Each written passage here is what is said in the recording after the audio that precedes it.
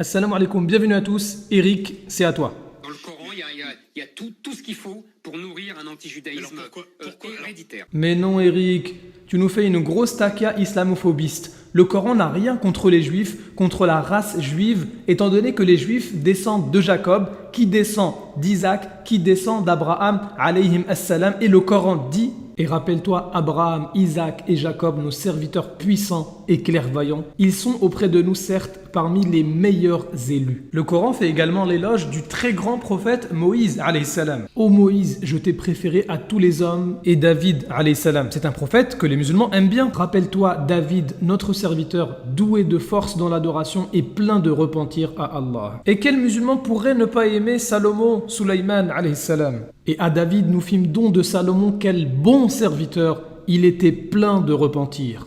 Le Coran reconnaît également que les enfants d'Israël, qui est Jacob alayhi salam, ont été élus et préférés par Allah azza wa jal sur tous les peuples de leur époque. Ô enfants d'Israël, rappelez-vous mon bienfait dont je vous ai comblé, rappelez-vous que je vous ai préféré à tous les peuples de l'époque. Lorsque Moïse dit à son peuple « Ô mon peuple, rappelez-vous le bienfait d'Allah sur vous » lorsqu'il a désigné parmi vous des prophètes et il a fait de vous des rois et il vous a donné ce qu'il n'avait donné à nul autre au monde. Ainsi, un musulman qui a un problème avec la race juive, qui s'attaque aux grands prophètes auxquels on croit, tels que Salomon, David, Jacob, Isaac ou Ibrahim alayhim salam, c'est tout simplement pas un musulman. Et bien maintenant vous allez me dire, dans ce cas-là, pourquoi dans le Coran il y a des blâmes contre les juifs? Eh bien ces blâmes qui sont faits contre ces juifs, ils ne sont pas faits contre eux parce qu'ils sont juifs, parce qu'ils sont de race juive, mais à cause de leur comportement et de leur transgression. Prenons par exemple un verset qui dit que certains juifs ont été maudits et qu'ils ont été transformés en singes et en porcs. C'est pas parce qu'ils sont juifs, c'est parce qu'ils ont transgressé et qu'ils ont désobéi. Le prophète alayhi salatu wassalam dit la même chose des gens de sa communauté parmi les musulmans. Comme ils vont commettre des transgressions, eh bien Allah va faire d'eux des singes et des porcs.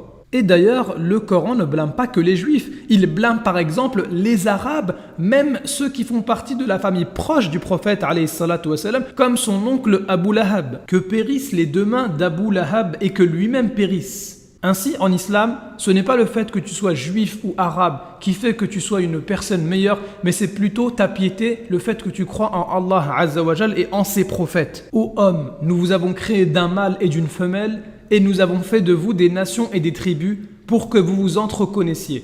Le plus noble d'entre vous auprès d'Allah est le plus pieux. Allah est certes omniscient et grand connaisseur. Finalement, tous les islamophobistes et zémouristes font de la takia lorsqu'ils nous disent que le Coran est un livre anti-juif. Maintenant, c'est la mi-temps, changement de camp. On va regarder qu'est-ce que dit la Bible sur les juifs. Inch'Allah, dans la prochaine vidéo.